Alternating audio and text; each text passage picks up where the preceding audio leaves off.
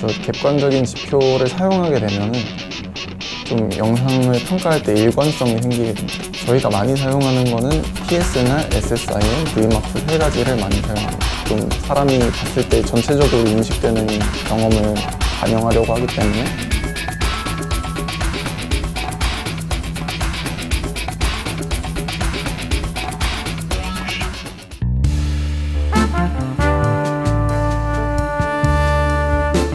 안녕하세요. 블루닷에서 하드웨어 설계 엔지니어로 일하고 있는 마크라고 합니다.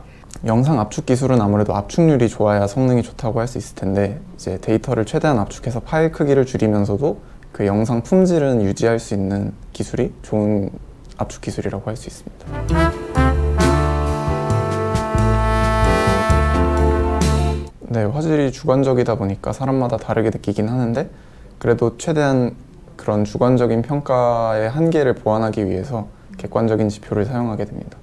그래서 객관적인 지표를 사용하게 되면은 좀 영상을 평가할 때 일관성이 생기게 됩니다. 같은 영상을 뭐 누구는 다르게 평가하고 누구는 좋게, 누구는 나쁘게 하는 게 아니라 항상 똑같은 영상에 대해서 똑같은 결과가 나오게 되기 때문에 네, 그런 장점이 있고 또 다른 영상을 비교하게 될 때도 누구는 이 영상이 좋다 그러고 누구는 저 영상이 좋다 그러는 경우에는 사실 비교하기가 어려워지는데 지표를 사용하게 되면은 어느 게 낫다 이런 게 딱 나오기 때문에 훨씬 편리합니다. 그리고 영상을 좀 많이 평가해야 되는 경우에는 사람이 그걸 하나하나 하게 되면은 네, 비용도 많이 들고 힘들기도 하기 때문에 지표를 사용해서 그냥 자동화해서 평가를 하게 되면 대량의 영상을 처리하는 데 훨씬 도움이 됩니다. 저희가 많이 사용하는 거는 PSNR, SSIM, Vmaps 세 가지를 많이 사용합니다. 이 세 가지가 각각 다른 기준으로 영상을 평가하기 때문에 세 가지를 같이 보게 되면 좀 더 종합적으로 영상을 평가할 수 있습니다.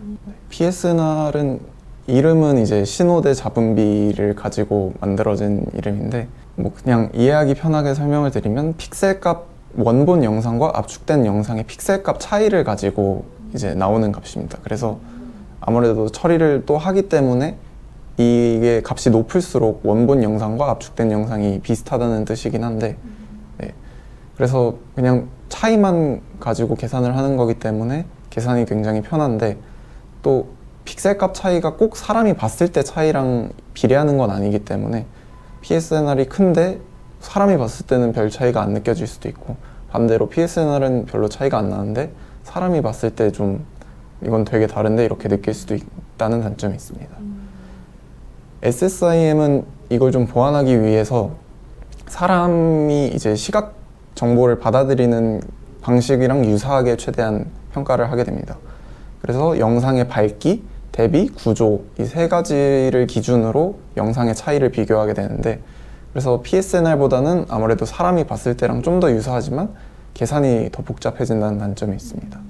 마지막으로 Vmap는 이제 최근에 넷플릭스에서 개발한 지표인데 기존에 있던 PSNR, SSIM 같은 여러 화질 평가 방법들을 종합해서 이걸 머신러닝 모델로 학습시켜서 최대한 인간이 실제로 영상을 보고 느끼는 화질과 유사하도록 네, 만들어진 지표입니다.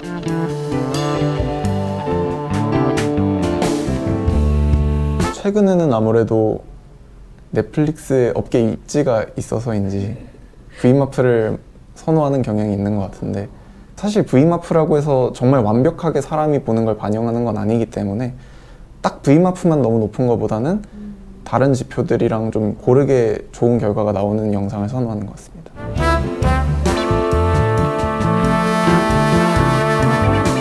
뭐 객관적인 수치가 필요한 분야는 다 사용이 되는데 저희 같이 비디오 압축하는 알고리즘이나 뭐 코덱을 개발하는 경우에는 당연히 객관적인 수치가 중요하기 때문에 많이 사용이 되고 또 뭐 영상 스트리밍 하시는 경우에도 실시간으로 시청자들의 경험을 종합해서 정량적으로 분석을 해야 되기 때문에 이 경우에도 많이 사용되는 것 같습니다.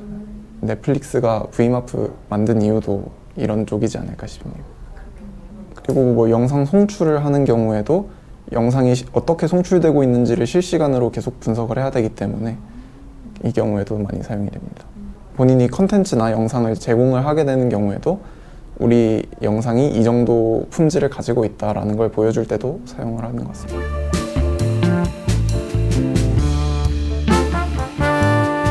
아무래도 지표별로 나올 수 있는 값이 다 다른데 PSNR 같은 경우에는 데시벨 단위로 측정이 되기 때문에 0부터 사실 무한대까지 값을 다 가질 수 있습니다.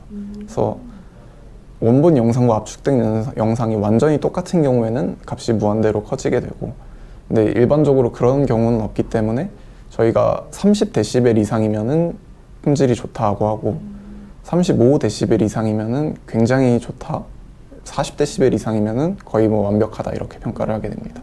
SSIM 같은 경우에는 0부터 1까지 값으로 평가를 하게 되는데 0.85 이상이면 좋다고 하고 0.95 이상이면 굉장히 좋다, 0.95 이상이면 거의 완벽하다 이렇게 보는 것 같습니다. V마프는 0부터 100까지 값으로 평가를 하게 되는데 80 이상인 경우에는 품질이 좋다, 90 이상인 경우에는 굉장히 좋다, 95 이상인 경우에는 거의 완벽하다 이렇게 평가하게 됩니다.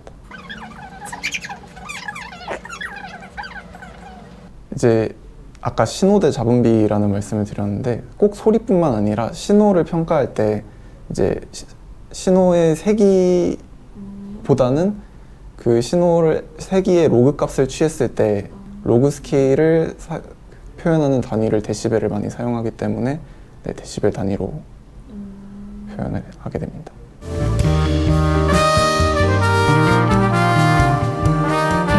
아무래도 지표마다 그 보는 기준이 다르기 때문에 같은 영상이어도 이제 어떤 부분에 집중이 돼 있느냐에 따라서 어떤 지표가 좋게 보느냐가 달라질 수 있는데 PSNR은 이제 픽셀 값의 차이를 보는 거기 때문에 뭐 압축으로 인한 차이나 아니면 영상에 노이즈가 꼈을 때 좀 안 좋게 나오는 경향이 있고, SSIM은 사람이 좀 시각적으로 봤을 때 눈에 띌 만한 디테일한 부분들, 이런 구조적인 차이가 발생하는 경우에 SSIM이 좀 낮게 나오는 경향이 있고, V마프 같은 경우에는 여러 지표를 종합해서 좀 사람이 봤을 때 전체적으로 인식되는 경험을 반영하려고 하기 때문에 네, 그 부분에서 좀 평가가 떨어질 수 있습니다.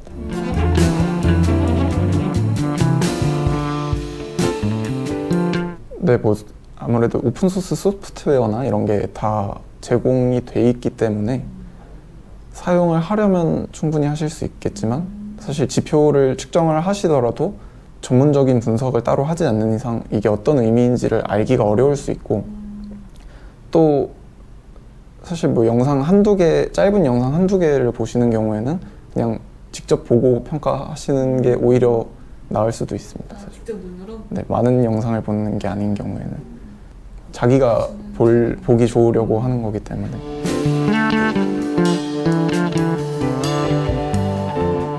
정량적인 분석을 하게 되면은 이제 이걸 수치로 여러 영상들의 특성을 수치로 정리하기도 쉬워지고 영상들끼리 비교하기도 쉬워지기 때문에 그 부분에서 장점이 있고, 또 꼭 영상뿐만 아니라 어떤 영상을 다루는 알고리즘을 평가할 때도 이렇게 수치적인 비교가 있어야 알고리즘 성능을 평가하기가 쉬워집니다.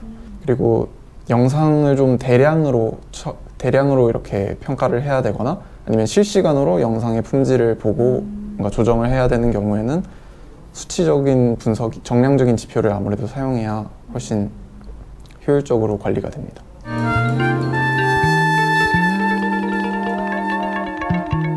네, 일단 지표별로 사실 단점이 다를 수 있는데 SSIM이나 V마프 같은 경우에는 특히 V마프로 갈수록 좀 계산이 복잡해지기 때문에 처리하는데 시간이 많이 걸릴 수도 있고 뭐 자원을 많이 사용해야 될 수도 있습니다.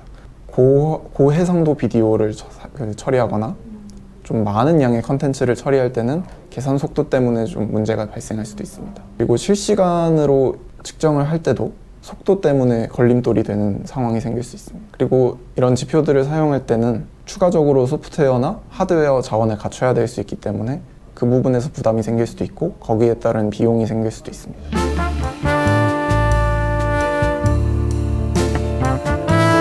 아무래도 V마프가 머신러닝 기반이기 때문에 연산량도 굉장히 많고 속도 면에서 좀 많이 문제가 생길 수 있는데, 그래서 저희는 이제 V마프를 가속하기 위한 하드웨어 가속기 IP를 개발했습니다.